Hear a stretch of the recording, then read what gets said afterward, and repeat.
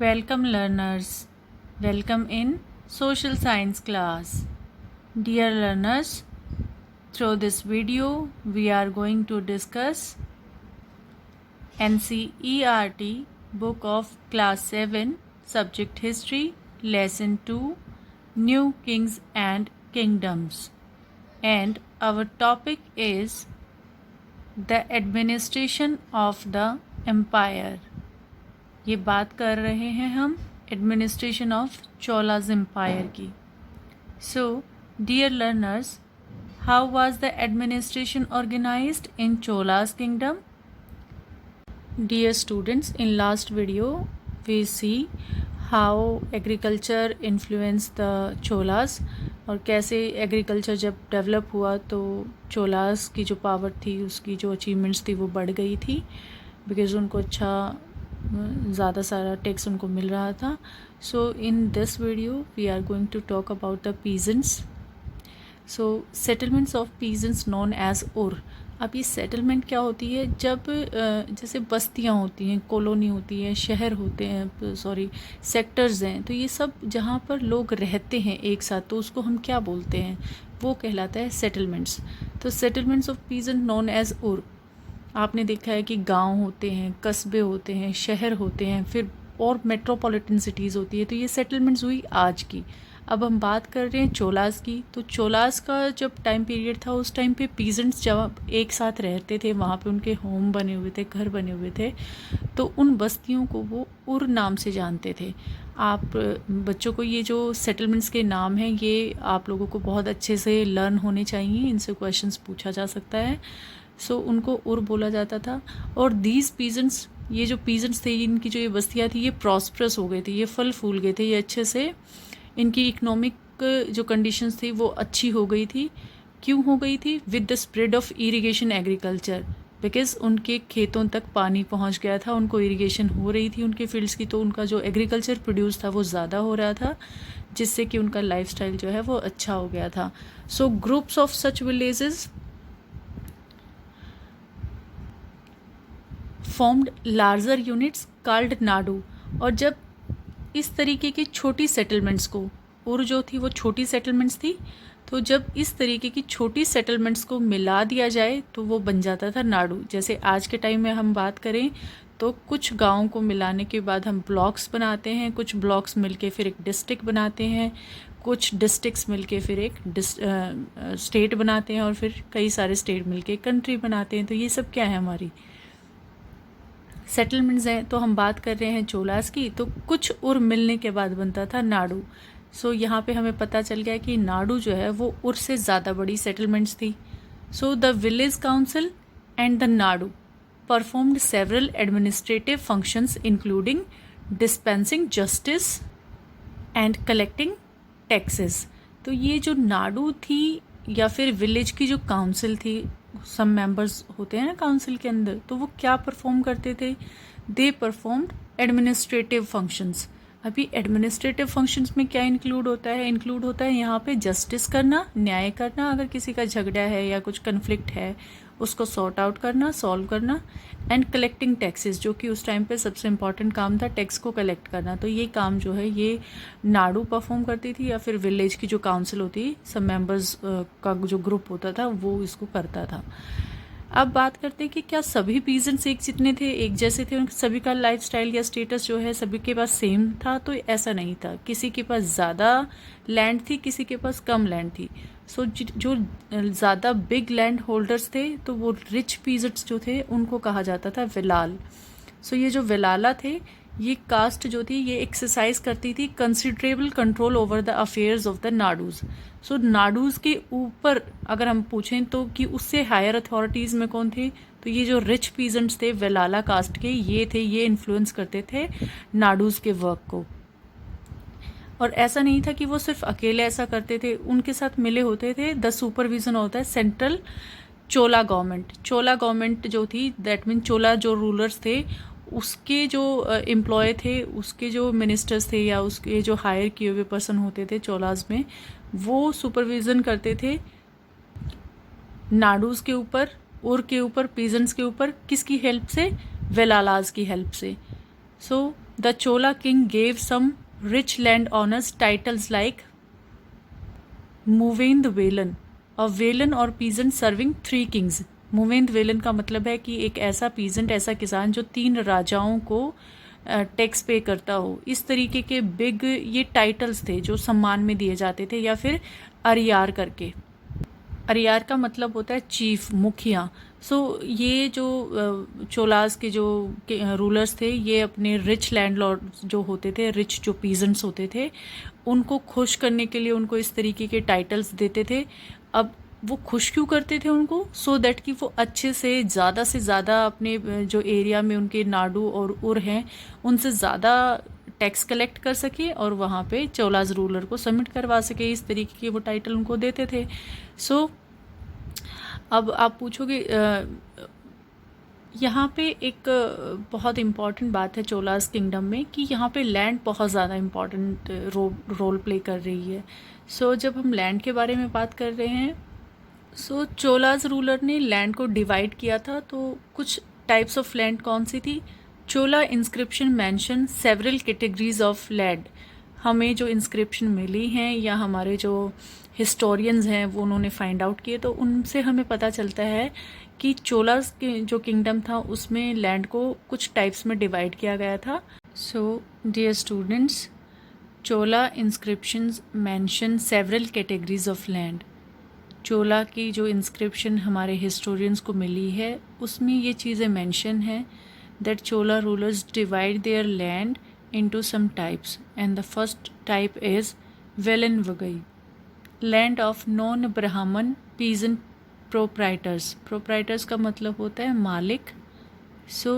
ऐसी लैंड जिसका मालिक कोई भी पीजेंट जो नॉन ब्राह्मण है।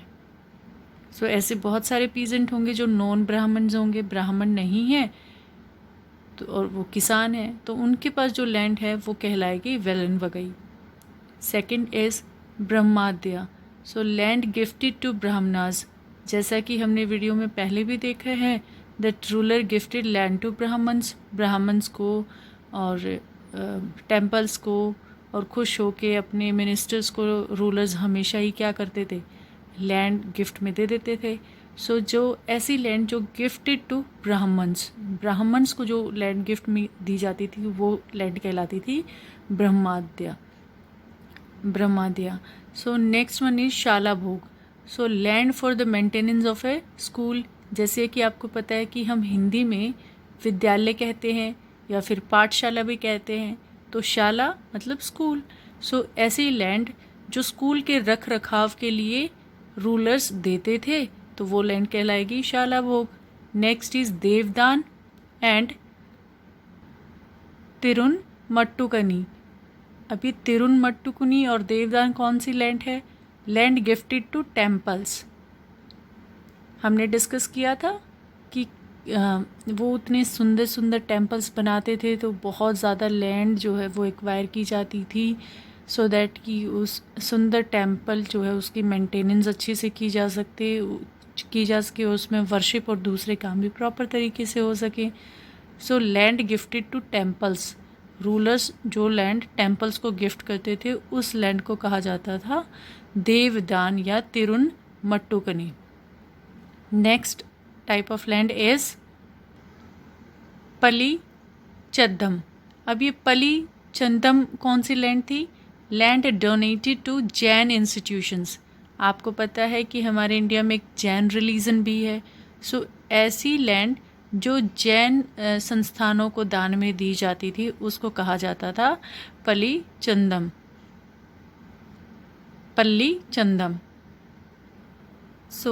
Dear students, we have seen that Brahmins often received land granted or Brahmadya.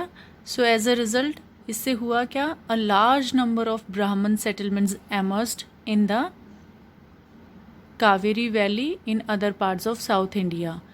Kaveri आपको पता है कि उसी रीजन में फ्लो कर रही है, तो कावेरी के आसपास भी और दूसरे रीजन्स में भी साउथ इंडिया के, वहाँ पर बहुत सारे ब्राह्मण्स की सेटलमेंट जो है वो बढ़ गई, क्योंकि वहाँ पर ब्राह्मणों को बहुत ज़्यादा इम्पोर्टेंस मिल रही थी। उनको रूलर्स जो है वो पैट्रोनाइज कर रहे थे, संरक्षण दे रहे थे। तो इस तरीके से ब्राह्मण्स की सेटलमेंट और उनकी पॉपुलेशन जो है वो उस इलाके में बढ़ गई. So each brahmadeya was looked after by an assembly or sabha of prominent Brahman landholders. अब ये जो ब्रह्माद्य है, जो ये लैंड जो दी जाती थी ब्राह्मणों को, ऐसा तो नहीं था कि इंडिविजुअली लैंड एक ब्राह्मण को मिल रही है, ये ग्रुप ऑफ ब्राह्मण्स को मिलती थी. सो उसका जो रख रखाव है या उसकी जो लुक आफ्टर है वो भी असेंबली जो है वो मिल के करती थी और उस असेंबली को कहा जाता था सभा. सो डियर स्टूडेंट्स, आपको 1 वर्ड में या 1 मार्क में इस तरीके के क्वेश्चंस पूछे जा सकते हैं कि उस असेंबली को क्या कहते थे या फिर उन सेटलमेंट्स को क्या कहते थे. सो यहाँ पर जो ऐसे लोगों का समूह, ग्रुप, जो ब्रह्माद्या जो लैंड है उसकी लुक आफ्टर करते थे, उसको हम कहते थे सभा. सो ये जो असेंबली होती थी, these assemblies worked very efficiently. Their decisions were recorded and detailed in inscriptions, often on the stone walls of temples. अक्सर जो ये असेंबली डिसीजंस लेती थी, उन डिसीजंस को जो है प्रॉपर या तो इंस्क्रिप्शन उनकी बनाई जाती थी या फिर जो टेम्पल्स की जो वॉल होती थी उनके ऊपर उनको इनग्रेव किया जाता था, उकेरा जाता था. So association of traders known as nagarams. So dear students, अभी हमने बात की पीजेंट्स की, देन हमने बात की टाइप्स ऑफ लैंड्स की, and recently we have talked about the Brahmans and their land. Now we are focusing on the traders and their groups. So यहाँ पे जो ट्रेडर्स इस टाइम पीरियड में काम करते थे, उनकी association of traders known as nagarams. तो ट्रेडर्स के ग्रुप को कहा जाता था नगरम. They also occasionally performed administrative functions in the towns. और जो एडमिनिस्ट्रेटिव वर्क होते थे टाउन के अंदर, जो उस टाइम के सिटीज़ हम कह सकते हैं जो ट्रेडिंग एरियाज़ थे, उसमें ये अपने एडमिनिस्ट्रेटिव वर्क्स जो है ये करते थे. नगरम ग्रुप ऑफ ट्रेडर्स को कहा जाता था नगरम. और इस बात को प्रूव किया गया है या हुआ है with the help of an inscription which found by our historian in Uttar Merur in Chingalput district of Tamil Nadu. So this inscription provide details of the way in which the Sabha was organized. The Sabha had separate committees to look after irrigation works. सो इस inscription में हमें सभा के work का कैसे करती थी वो हमें पता चलता है. तो जो सभा थी उसमें सेपरेट कमेटीज़ थी जो कि जिनका वर्क सिनेरियो भी जो है वो डिफरेंट था. कुछ कमेटीज़ थी जो इरिगेशन वर्क को लुक आफ्टर करती थी, some committees work on the gardens और टेम्पल्स एक्सेट्रा. सो अब ये डिसाइड कैसे होता था कि भी कौन सी कमेटी कौन सा वर्क देखेगी. इसके लिए वो क्या करते थे, Name of those eligible to be members of these committees were written on small tickets of palm leaf. palm leaf के छोटे छोटे पत्तों के ऊपर उन मेंबर्स के नाम लिखे जाते थे जो कमेटीज़ के मेंबर्स थे. और these tickets were put into an earthenware pot. और एक मिट्टी के घड़े में, एक मिट्टी के बर्तन में उन सारी टिकट्स को डाल दिया जाता था. From which a young boy was asked to take out the tickets. और एक छोटे बच्चे से उस एक टिकट को निकालने या मतलब टिकट्स को निकालने के लिए बोला जाता था. And 1 by 1 for each committee. सो वो जो छोटा बच्चा था वो एक एक करके सभी कमेटीज़ के लिए स्लिप्स निकालता था, जिससे डिसाइड किया जाता था इन चोलास किंगडम की कौन सी कमेटी कौन से वर्क को लुक आफ्टर करेंगी. So who could be a member of a sabha member, क्या सभी हो सकते थे या फिर कुछ स्पेशल एलिजिबिलिटीज़ होनी चाहिए जिसके बाद वो कमेटी मेंबर्स या सभा के मेंबर्स बन सकते थे. So the Uttaramerur inscription lays down. Uttaramerur की जो इंस्क्रिप्शन हमें मिली है उससे पता चलता है all those who wish to become members of the sabha should be owners of land from which land revenue is collected. So first one जो eligibility थी वो थी कि हर वो इंसान मेंबर हो सकता है जिसके पास लैंड है और उस लैंड से रेवेन्यू कलेक्ट किया जाना ज़रूरी है, मतलब उससे रेवेन्यू कलेक्शन होता है। Number 2, they should have their own homes, और ऐसा नहीं है कि उनके पास अपना घर ही नहीं हो, हर मेंबर के पास अपना घर होना चाहिए। They should be between 35 and 70 years of age, उनकी उम्र 35 और 70 के बीच में होनी चाहिए। They should have knowledge of the Vedas, ये देखिए यहाँ पे ऐसा नहीं था कि अनपढ़ भी जो थे वो सभा के मेंबर्स बन सकते थे, नहीं, दे should have knowledge of Vedas, उन्हें वेदों की नॉलेज होनी ज़रूरी थी। दे should be well versed in administrative matters and honest, उन्हें अच्छे से एडमिनिस्ट्रेटिव काम जो है वो करना आना चाहिए और वो ईमानदार भी होने चाहिए। If anyone has been a member of any committee in the last 3 years, he can not become a member of the another committee, अगर कोई ऐसा इंसान है जो पहले से ही पिछले 3 सालों से किसी भी एक कमेटी का मेंबर है, तो वो अब दूसरी कमेटी का मेंबर नहीं बन सकता था। And any one who has not submitted his accounts and those of his relatives can not contest the elections. इसके अलावा अपने और अपने रिलेटिव्स के अकाउंट्स की जानकारी भी उस टाइम में उन्हें देनी होती थी, अदरवाइज़ वो इलेक्शन में पार्टिसिपेट नहीं कर सकते थे। सो डियर स्टूडेंट्स, जो इंस्क्रिप्शन होती हैं वो मेनली हमें नॉलेज देती हैं about the kings and their powerful man, but here is an excerpt from the Periya Puranam, a 12th century Tamil work which inform us about the lives of ordinary men and women. So inscription जो थी उनसे हमें आम इंसानों की life में या आम आदमी और औरतों की लाइफ में कैसे क्या चेंजेस थे या क्या होता था उसके बारे में हमें नॉलेज नहीं मिलती, बट एक तमिल वर्क में, एक तमिल बुक में हमें ऐसा जानने को मिला है जिसमें बताया गया है कि आम इंसान की लाइफ उस टाइम पे कैसी थी। On the outskirts of Adanur was a small hamlet of पुलायास।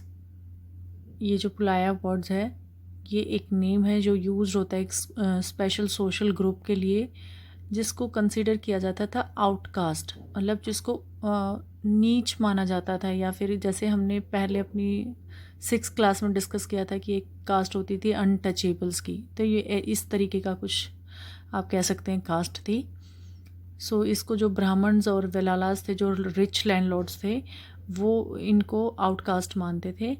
So these pulayas stood with small huts under old thatched and inhabited by agrarian laborers engaged in menial occupations. ये जो पुलायास जो लोग थे ये क्या करते थे, ये झोपड़ियों में रहते थे और या तो मज़दूरों वाला काम करते थे या फिर कोई भी मीनियल जॉब्स जो मतलब अच्छे काम नहीं होते, जैसे सफाई का, या फिर आपको पता है कि उस टाइम पे मैनुअल स्क्वेंजिंग की जाती थी। मैनुअल स्क्वेंजिंग मतलब हाथ से सारी सफाइयाँ होती थी, सच कोई टेक्निक्स नहीं थी, तो वो हाथ से सारी सफाई वाले जो छोटे काम थे उनको वो जो उन ऑक्यूपेशंस में ये पुलाया जो कास्ट के लोग थे ये काम करते थे। In the threshold of the huts covered with strips of leather, little chickens moved about in a group, dark childrens who wore bracelets of black iron were prancing about carrying little puppies. So घर की जो वो threshold होती है, मतलब घर से जब हम एग्ज़िट करते हैं तो जो वो बाउंड्री है वो उसको लेदर से वो बना देते थे और उसमें एक अहाता बना देते थे। अहाता मतलब एक छोटा सा स्पेस बना देते थे और उसमें उनके चिकन्स और हैंस मतलब मुर्गियाँ जो हैं वो उसमें होते थे, और वो जो पुलायास थे उनके बच्चे जो हैं वो थोड़े से डार्क कॉम्प्लेक्स के होते थे, मतलब सांवले कलर के। सो वो वहाँ पे घूमते रहते थे। उन्होंने हाथ में आयरन के जो कंगन हैं उनको वो पहने होते थे और छोटे छोटे पपीज़ को वो अपने हाथ में लेके घूमते रहते थे। In the shade of marudu, अर्जुन के जो पेड़ होते हैं उनको बोलते हैं। A female labourers put her baby to sleep on a sheet of leather की एक शीट के ऊपर उस मज़दूरिन ने, मतलब मज़दूर की वाइफ जो है एक लेबरर जो है उसने अपने बच्चे को सुलाया है। And there were mango trees from whose branches drums were hanging. वहाँ पर कुछ आम की ट्रीज़ भी हैं जिनकी ब्रांचेस जो है वो नीचे की तरफ हैंग हो रखी हैं। And under the coconut palms in little hollows on the ground tiny headed bitches lay after whelping. So वहाँ पर कुछ कोकोनट के पाम जो हैं, कोकोनट ट्रीज़ जो हैं, उनके नीचे कुछ छोटे छोटे गड्ढे हैं। वहाँ पर एक बिच जो है वो अपने बच्चों को दूध पिलाने के बाद वहाँ पर लेटी हुई है। And the red crested cocks crowed before dawn, calling the browny Pulayars Pulayars मतलब पुलाया का प्लूरल आप इसको कह सकते हैं। So Puliyas to their day's work and by day under the shade of the kanchi tree spread the voice of wavy haired पुलिया women singing as they were husking paddy। सो यहाँ पे बोला गया है कि जो मुर्गे थे जो जिनके क्राउन रेड होते हैं, सो रेड कलर के क्राउन वाले जो मुर्गे हैं उन्होंने बांग दी है, मीन्स उन्होंने कुकड़ू करके सभी पुलाया जो हैं उनको जगाया और उनको एक तरीके से ये एक सिग्नल होता था कि भाई डे स्टार्ट हो गया है और अब अपने काम पर चलिए। और जो पुलाया विमेंस होती हैं उनके बाल जो हैं वो लंबे हैं और ये पुलाया विमेंस जो हैं कांजी वृक्ष की छाया में ये औरतें जो हैं मिलके धान मतलब राइस जो है उसको कूटते हैं, उसकी हस्क निकालते हैं। उसमें अगर आपने देखा होगा तो राइस के ऊपर एक कवर होता है तो उसको कूट के निकाला जाता है। ये ट्रेडिशनल तरीका होता है उसको निकालने का। सो वो और ये काम करती रहती हैं और गाना गाती रहती हैं। सो ये पूरी स्टोरी किसके बारे में थी? ये पूरी स्टोरी जो थी वो इस बारे में थी कि जो चोलास थे उसमें आम इंसान की लाइफ कैसी थी, या वो कैसे काम करते थे, या उनका सोशल कल्चर कैसे किस तरीके से था, ये उस बारे में ये स्टोरी थी। So dear students, in China an empire was established under the Tang dynasty which remained in power for about 300 years from the 7th to the 10th century। So China के अंदर एक एम्पायर इस्टेब्लिश किया गया था और इस empire का नाम था तांग। और ये करीबन जो ये डायनेस्टी है ये 300 सालों तक राज करती रही उस एरिया में।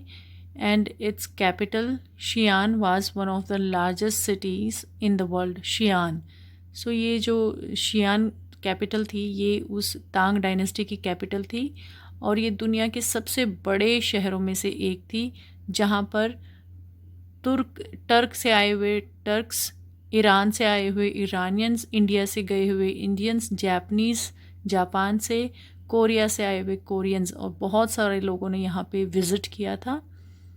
The Tang empire was administered by a bureaucracy recruited through an examination.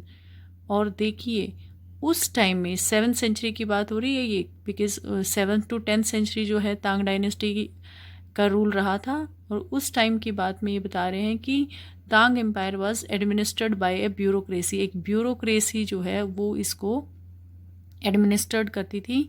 Bureaucracy हमने अपने कीवर्ड्स में किया हुआ है कि ग्रुप ऑफ ऑफिसर्स जो होते हैं वो होते हैं जो रिक्रूट किए जाते थे थ्रू एन एग्जामिनेशन। एक एग्जामिनेशन होता था, उसके बाद उनको रिक्रूट किया जाता था और वो रिक्रूटेड ब्यूरोक्रेट्स जो है वो एम्पायर को एडमिनिस्टर करने में हेल्प करते थे।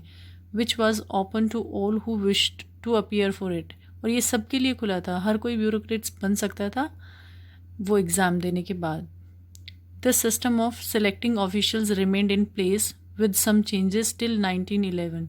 और ये चाइना के उसमें ये जो रूल था ये ब्यूरोक्रेट्स को हायर करने का, ये कुछ चेंजेस होते रहे बट ये टिल 1911 तक ये कंटिन्यू रहा।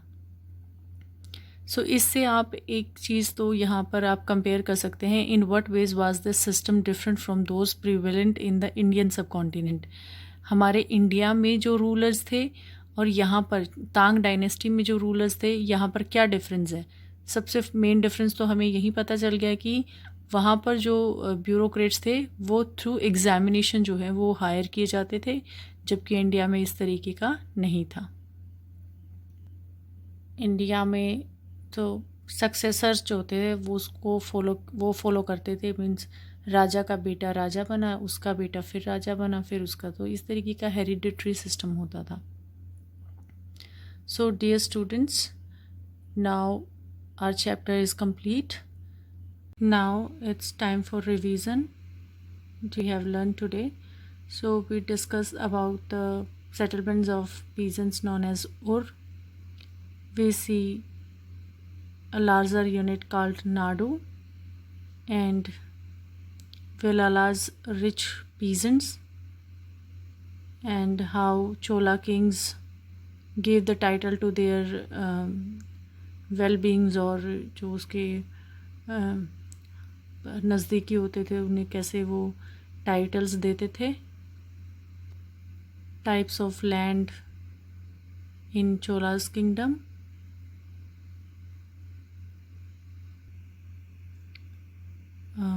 N assembly known as sabha, उसके बारे में हमने यहाँ पे पढ़ा.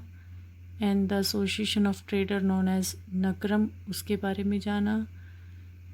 और फिर देखा हमने उत्तर मेरूर में जो मिली है तमिलनाडु में, वहाँ पे उस इंस्क्रिप्शन के बारे में पढ़ा. सभा के मेंबर बनने के लिए क्या एलिजिबिलिटी क्राइटेरिया था इन चोलास किंगडम, वो हमने देखा.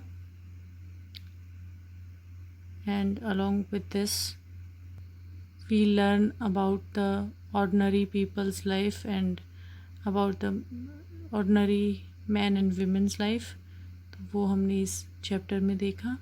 इसके साथ साथ हमने तांग डायनेस्टी के बारे में जाना कि वो कैसे अपने ब्यूरोक्रेट्स को कैसे रिक्रूट करते थे, और करीबन 300 ईयर्स तक उन्होंने रूल किया. So with this our chapter is complete. Dear students, we will meet soon with another topic. Till then, stay safe, stay healthy, keep learning. Thank you.